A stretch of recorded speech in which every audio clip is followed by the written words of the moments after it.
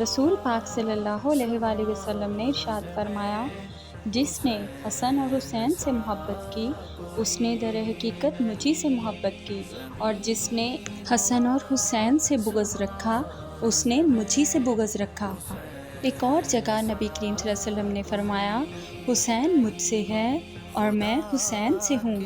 اللہ اس سے محبت کرتا ہے جو حسین سے محبت کرتا ہے۔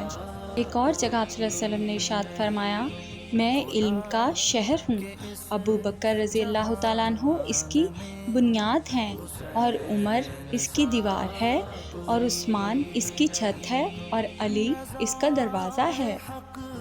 فرمان مصطفیٰ صلی اللہ علیہ وآلہ وسلم ہے، ہمارے یہ دونوں بیٹے جوانان جنت کے سردار ہیں، ان کا دوست ہمارا دوست ہے اور ان کا دشمن ہمارا دشمن ہے۔